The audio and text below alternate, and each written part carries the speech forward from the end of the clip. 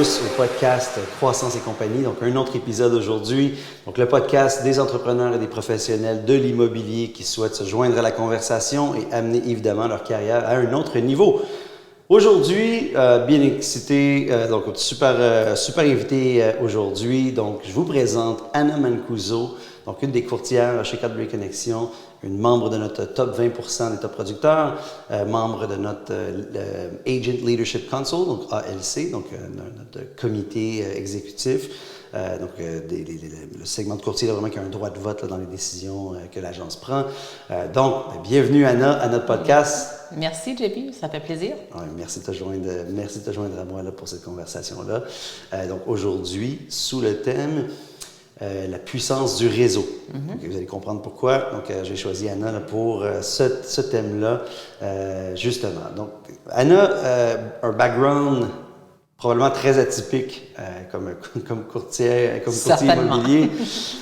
Donc déjà, née à Montréal, mais Anna Mancuso a obtenu un diplôme au Collège Marianopolis en 1990. Vous allez voir qu'elle a beaucoup voyagé. Donc, tu as également étudié à l'université pour les étrangers à Pérouse, donc en Italie.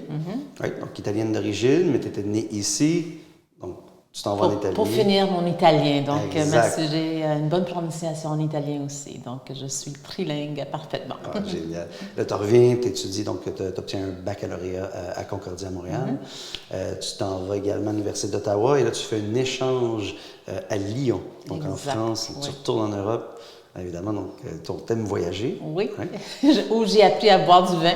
Ah, ouais. Italie et France, c'est quand même les deux pays clés pour ça en Europe. Hein? Exact. Ouais, mais surtout, et c'est là que ton background commence à être un peu atypique là, pour ce qu'on voit normalement dans l'industrie.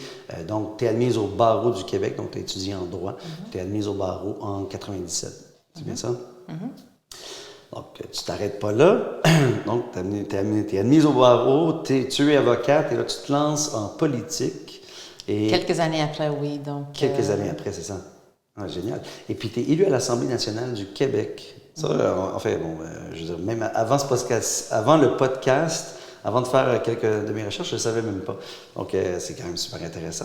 Tu as aimé ces années-là? Oui, tout à fait. J'ai été... Vraiment, j'étais beaucoup plus jeune, donc j'avais des grandes idées de pouvoir changer le monde un peu. Donc, on rentre en politique et en étant en droit, le droit amène à tout. Donc, c'était vraiment une belle expérience. Ah, c'est clair. Donc là, et en plus, c'était c'est élection partielle tenue dans Vigée. Exactement. Donc, explique-moi un peu. Dans l'est de Montréal. Donc, j'ai été élue pendant une année. Ensuite, les élections générales sont venues. Et donc, j'ai par la suite travaillé dans le cabinet du premier ministre. C'est ça. Donc, tu étais sous les libéraux. Exact. Et ça, c'était donc 2003. Exact. OK. Et donc, mais tu t'es pas présenté aux élections après ça? Non, c'est ça. Donc, j'ai fait d'autres choix et donc, j'ai été en politique 5 ans. Et par la suite, j'aime dire que j'ai fait mon PhD dans les affaires. J'ai fait le saut en affaires avec une entreprise familiale avec mon frère dans le domaine de l'ébénisterie architecturale, donc le domaine manufacturier. J'avais 30 employés, on a passé tous les cycles en affaires. En effet, on a même passé à travers 2008-2009, la crise à ce moment-là. Et ça a été un peu où j'ai appris à faire des ventes et à conclure des deals. Ça a été comme un vrai roller coaster, comme on dirait. Donc, on est parti... avec plein de purchase orders, puis au lendemain, il n'y en avait pas du tout. Donc, quoi faire? Prendre le téléphone. Donc, ça a été mon école. Et donc, par la suite aussi, ça a été mon début en immobilier aussi. J'ai commencé à faire des acquisitions en immobilier. OK. Et donc, tu pars, littéralement, c'est ton dernier poste en politique, c'était directrice du cabinet, je pense, donc c'était le ministère de l'Immigration et des Affaires culturelles. Tu quittes ça, donc après ça, bon, entreprise familiale, là, vous montez jusqu'à 30 employés, tu dis? Exact. Ouais, donc, 30 employés, puis là, tu as la gestion de ces employés-là. Donc, Oui. vous étiez vraiment avec ton frère, tous les deux dans l'opération de la business? Moi, c'était vraiment au niveau administratif, la gestion de l'entreprise, la croissance de l'entreprise. Et mon frère, c'est un designer de formation, donc lui était plus en production parce que notre production était ici. Donc, ça fait que lui s'occupait de la production, puis moi, je m'occupais du reste. Okay. Les finances, les employés, le marketing, les ventes. Ça a été une expérience sincèrement extraordinaire. Et à ce niveau-là, donc, bon, c'est des bénisteries, tu dis qu'il y a quand même, il y avait une portion, évidemment, architecturale. Est-ce que c'est là un peu que tu fais, qu'il y a un déclic pour l'immobilier? Est-ce que... En effet, le déclic en immobilier, ça a été plutôt quand je cherchais d'autres sources de revenus. Tu voulais et je voulais diversifier tes activités. exactement, je voulais faire un investissement et donc j'ai conclu qu'un investissement en immobilier, ça serait quelque chose qui pourrait porter beaucoup de fruits. Et donc, c'est ça, j'ai acheté mon premier sixplex. Et par la suite, j'ai opéré, j'ai acheté d'autres immeubles aussi. Et à un moment donné, j'ai fait l'analyse. J'ai dit, j'ai regardé ma business. J'avais une business en ébénisterie architecturale, puis j'ai regardé mon immobilier, mon parc immobilier. Je mettais beaucoup moins de temps sur mon parc immobilier que je mettais dans ma business. Et là, j'ai dit, wow, ça doit être un clou dans news. Et j'ai réalisé que ça pourrait être très bénéfique me concentrer plus sur l'immobilier que d'une entreprise. Et donc, j'ai fait le choix de prendre le virage en immobilier. As-tu des bonnes ou des mauvaises surprises? Oui. Et comment ça En effet, oui, donc c'est ça. En effet, quand j'ai découvert KW, vraiment, je suis tombée en amour et donc les valeurs de l'entreprise. Tu as commencé chez KW? Oui.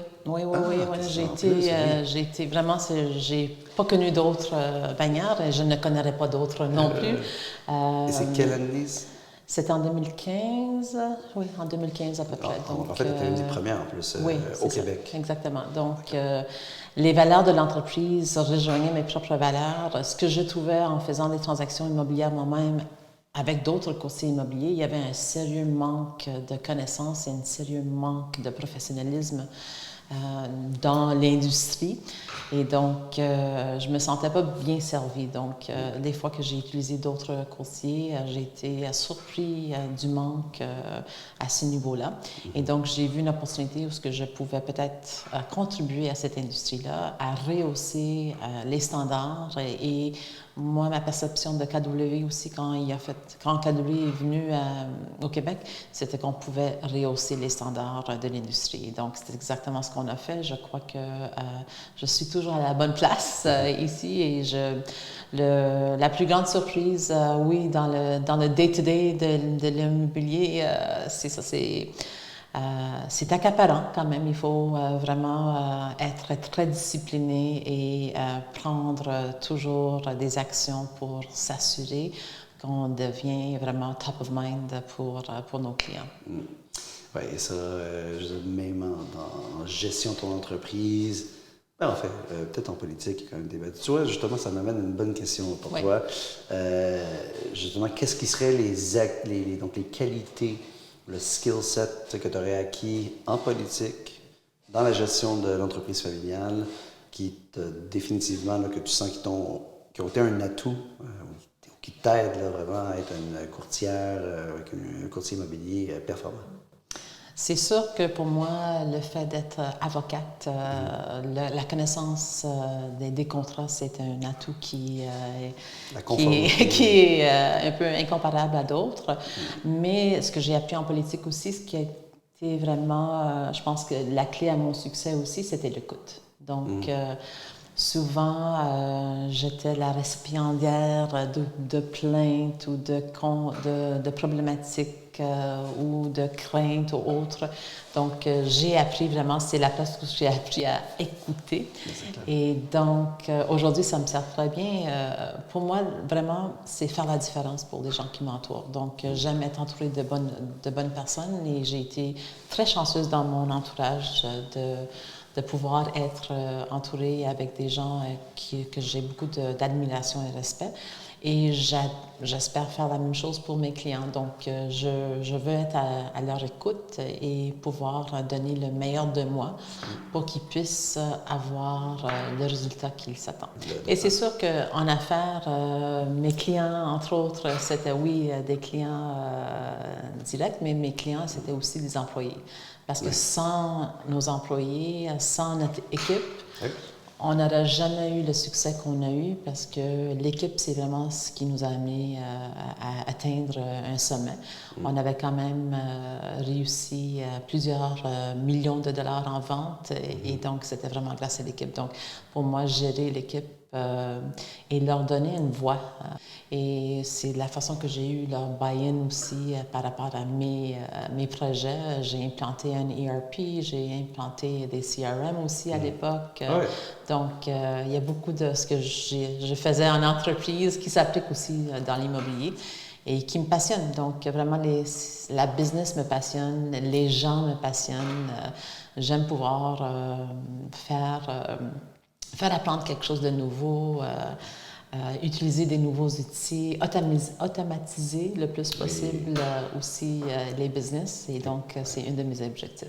Et pour ça, je peux faire une parenthèse là-dessus. Là, je veux dire, tu le fais très bien déjà. C'est drôle que tu dises justement que tu avais déjà un CRM à l'époque avec ton entreprise. Donc, ça devait être dans les premiers CRM, justement, là, où, tu sais, c'est tellement important. Exact. Oui, c'est vraiment... puis ça, tu es très organisé dans ta business, là, right? Puis là, on va en parler, là, mais du database, right? Je pense que tu as un bel exemple de quelqu'un qui a organisé un database et qui utilise son database avec les outils de management et de gestion du database, tel que notre CRM ici, là, à laquelle je commande. Mais oui, c'est extrêmement important et ça t'aide à justement pouvoir rester en contact et garder le pouls, là, garder ton database prêt. Donc, là, justement, tu es membre de BNI, right? Oui. Business Network International, c'est ça? Oui, exactement. On a quand même quelques membres, justement, au bureau, à l'intérieur de quelques-uns de nos bureaux. Donc, je sais qu'il y a quand même vous êtes une extrêmement grande communauté, évidemment. Donc, c'est quoi le footprint donc, déjà international? C'est ça. À l'international, il y a au-delà de 30 000 groupes de BNI. Oui. Donc, c'est un réseau international, vraiment. Et donc, pour nous, ici à Montréal, on est au-delà de 30 groupes à Montréal. Donc 30 comme chapitres, oui, des chapitres, exactement. Okay. Donc, c'est un réseau d'affaires et donc le pouvoir du réseau, je l'ai vraiment mis... c'est venu en évidence pour moi avec le Business Networking International. On se rencontre à tous les semaines. Donc oui, c'est un commitment. Il faut se rencontrer à tous les semaines.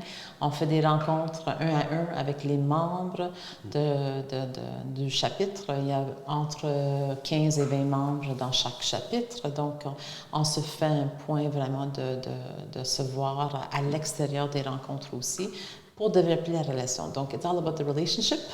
Et comme nous sommes dans une business qui est locale, mais vraiment, c'est les relations qu'on entretient avec nos collègues, avec nos partenaires, avec des gens avec qui on réseaute. Donc, la relation est très importante et c'est ça qu'on apprend chez Business Networking International, le BNI. On avait ça dans notre lexique. Et on dit aussi, un des principes fondamentaux du BNI, c'est Giver's Gain, donc qui donne reçoit. C'est le principe qui m'a guidée dans toute ma vie aussi. J'ai toujours été quelqu'un qui donne beaucoup. Donc, la raison pour laquelle j'ai été en droit, pour la raison pour laquelle j'ai été en politique et la raison aussi que j'ai été en affaires, c'était pour donner aux autres, pour pouvoir contribuer à leur épanouissement. Et en même temps, ça me donne, moi, la satisfaction d'avoir pouvoir faire une différence. Absolument. Et donc, avec le bien-être, le réseau, le pouvoir du réseau, c'était incroyable. Donc, je l'ai vu de mes propres yeux, comment ça peut être important.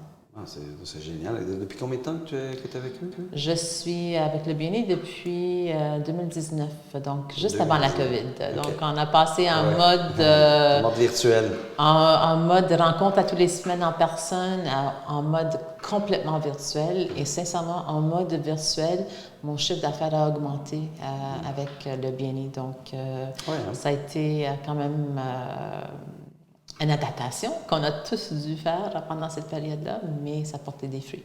Et maintenant, on est en mode hybride, donc on est en rencontre en personne et en mode virtuel. Mais ce qui était même plus important, c'est on appelle ça des one-to-one, donc des tête-à-tête quand on rencontre les gens, parce que développer la relation d'affaires avec quelqu'un, c'est quand même, il faut avoir des synergies, il faut se connaître, il faut vraiment... Et c'est la même chose avec un client.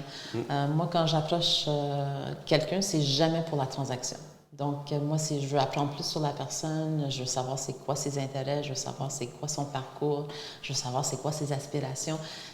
Donc, c'est la même chose avec le bien-être dans notre network. Si l'objectif est toujours une transaction, c'est plate. Donc, moi, je ne suis pas de cet avis-là.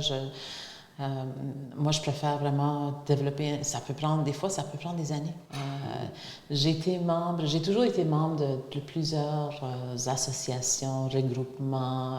En effet, avec mon entreprise, j'étais membre du regroupement des chefs d'entreprise et j'ai été membre de la communauté italienne aussi. J'ai été présidente des organismes. D'implication dans des organismes différents. Et c'est ça, juste pour raconter une petite histoire, ce contact-là que j'ai fait il y a 15-20 ans dans le regroupement des chefs d'entreprise. Quand j'ai parti ma business en immobilier, c'est sûr que j'ai envoyé des courriels, j'utilise ma database, je fais vraiment le suivi de la database. Par les médias sociaux aussi, des posts sur Facebook, etc., etc. Tout d'un coup, un jour, je reçois un courriel de quelqu'un que je n'avais j'avais pas eu de nouvelles de cette personne-là depuis une belle lurette. Et il veut vendre son condo. Donc, c'est la petite histoire pour dire que même si on n'entend pas des nouvelles, on n'a pas de news de ces personnes-là, mais qu'on est présent puis on est consistant dans nos démarches, ça porte fruit. Et donc, en effet, j'ai vendu son condo, puis on a acheté une duplex qui va closer demain, en effet. Donc, c'est vraiment la preuve. Proof is in the pudding. Oui, absolument. Et puis tu es pas mal, ça c'est quoi le pourcentage de ta business? C'est principalement référencement. Tout référencement. Exact, c'est tout référencement. Tu as fait très peu de prospection. Je veux dire, on fait les exercices et des implications sociales à travers les organismes qu'on a mentionnés. C'est vraiment la façon que tu grandis organiquement ta sphère d'influence. Oui. Et c'est ça, peut-être j'ai beaucoup passé du temps sur ma database puis mon réseau. Et donc, là, on va en parler peut-être plus tard. Le shift qu'on est dans le marché présentement, ce qui me pousse à prendre d'autres actions aussi. Donc, il faut toujours être un peu innovateur dans son approche et changer un peu ce qu'on a fait dans le passé pour pouvoir avoir d'autres résultats dans l'avenir. Et donc, avec KW, j'en apprends toujours. Donc, c'est la beauté d'être chez nous, c'est que on a un réseau qui nous permet d'avoir les meilleurs dans l'industrie parmi nous. C'est vrai que on regarde bien évidemment, c'est tout secteur confondu. Ou presque, probablement. Et puis, ça reste que chez KW, on a beaucoup cet effet-là. Donc, je reviens justement du Mega Camp, justement à Austin, qui est la deuxième plus grande convention immobilière au monde. Et c'est principalement du réseautage. Oui, il y a tout le beau contenu et les market updates qu'on voit, mais évidemment, les gens qui y vont... même dans l'escalier automatique, je me faisais donner des cartes d'affaires. Oui. J'ai rencontré des gens d'Hawaï, justement, qui étaient très sympathiques, justement, dans l'escalier automatique. Donc oui, et puis plusieurs personnes justement au bureau, justement avec juste la puissance du réseautage à l'extérieur de la province, juste entre courtiers, ils sont capables d'aller chercher 2 à 9 transactions dans une année. Je pense à justement Martin Desjardins qui a un réseau très très fort. Mais c'est ça, je veux juste pour renchérir là-dessus, j'ai mon réseau BNI et mon réseau KW ont coïncidé ensemble. J'ai eu des références par quelqu'un à Toronto qui avait un client qui achetait de l'immobilier à Montréal, qui m'a permis vraiment d'avoir une autre transaction. Et l'autre, pour parler aussi des gens qui ont une influence sur moi aussi dans le domaine de l'immobilier, c'est les gens chez nous. C'est incroyable.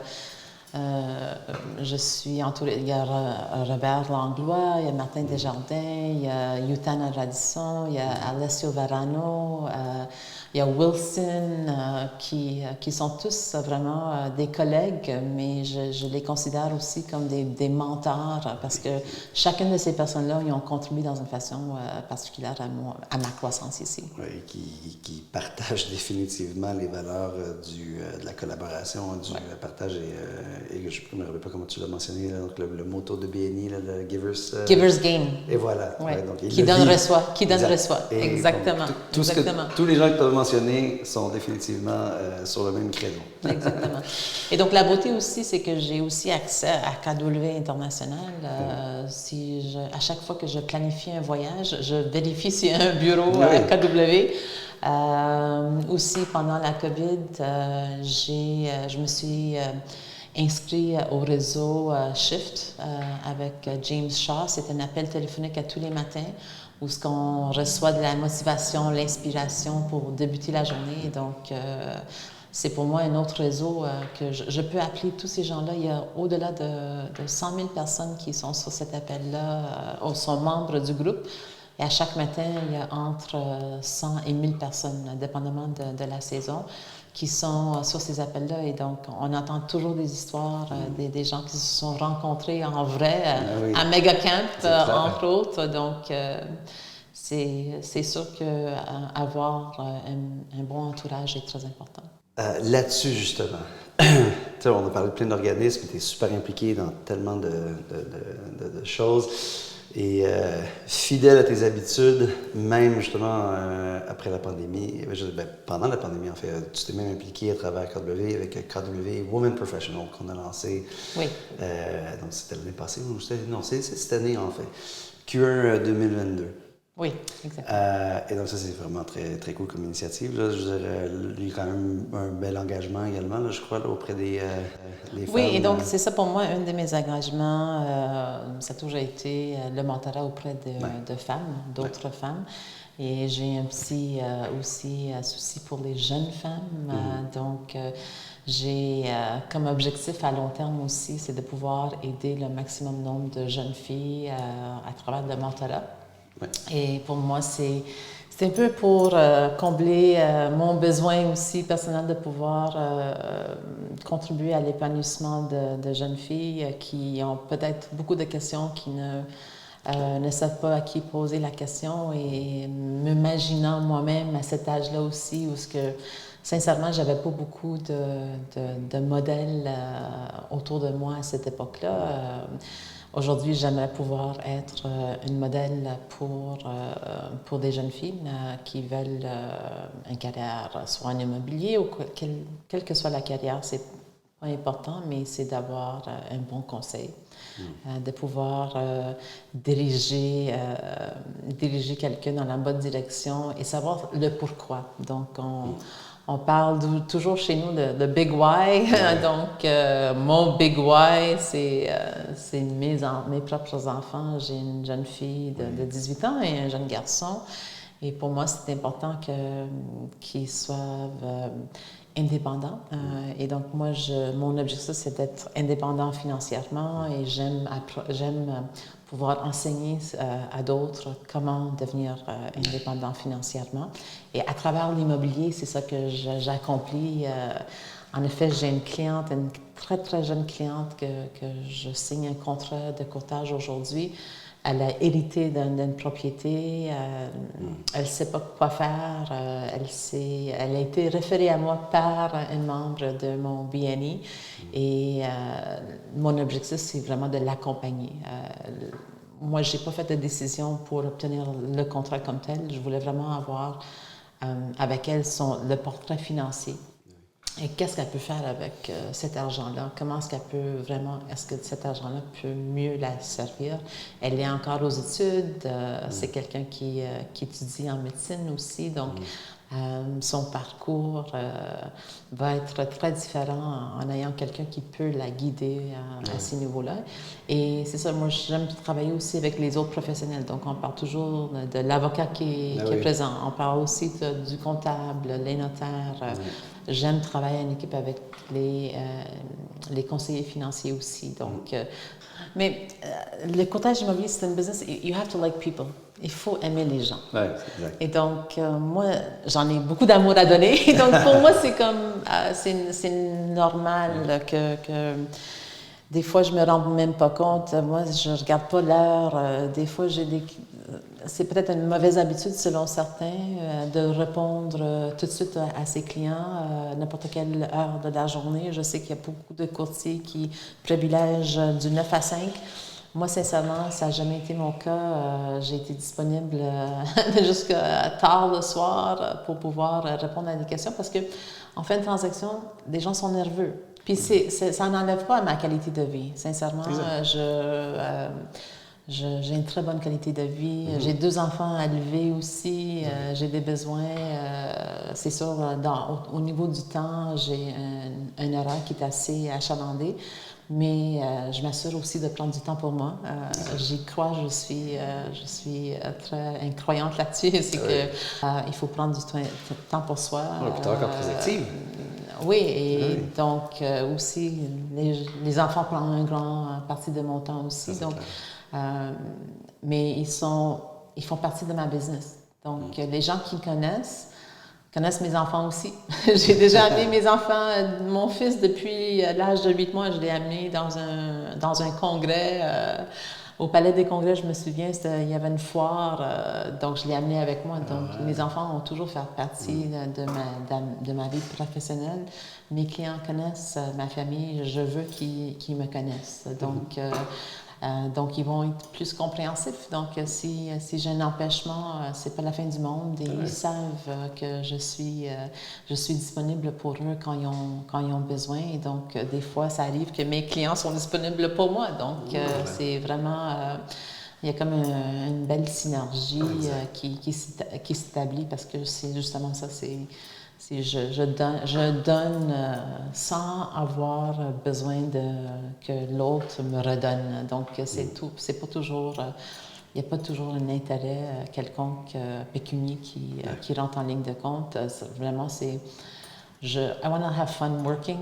Pour moi, c'est pas du travail. Donc, j'aimerais pouvoir continuer à travailler de la façon que je travaille maintenant. Et pour moi aussi, à l'international, j'ai des ambitions aussi à l'international de pouvoir faire des partenariats avec certains projets immobiliers dans d'autres pays.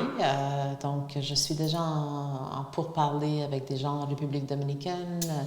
Je suis en pourparlers avec quelqu'un en Thaïlande maintenant. J'organise un petit voyage cet automne au Portugal. Donc, qui sait, peut-être une opportunité d'affaires pourrait se présenter aussi au Portugal. Et on a des bureaux KW au Portugal. Exactement. Puis j'ai appris qu'on a des bureaux KW à Bangkok aussi. Donc, c'est ça la beauté de notre réseau. Un conseil que j'aurais à faire, peut-être un conseil vraiment, ça peut pas être plus simple que ça. Be nice. C'est incroyable. La gentillesse, ça peut servir beaucoup plus que l'agressivité. Tu ne sais jamais c'est qui ton prochain client. Ouais. Donc, ça peut être quelqu'un que tu rencontres dans un parc, quand tu amènes tes enfants jouer au parc, que tu commences une conversation. Ça peut être at the dry cleaners, you're dropping off your suits. C'est sûr que ça sera pas une transaction au lendemain. mais ça pourrait être une transaction si vous avez l'intention de rester dans la business longtemps. Donc, be nice. Number 1, be kind. Number 2, be resourceful. Sois une ressource. Merci beaucoup, Anna. Merci de toi, JP. Super contenu. Merci pour ton wealth of knowledge, toutes tes connaissances. Merci d'avoir partagé ça avec nous aujourd'hui. Thank you. All right. Hey, merci ciao. beaucoup. Ciao.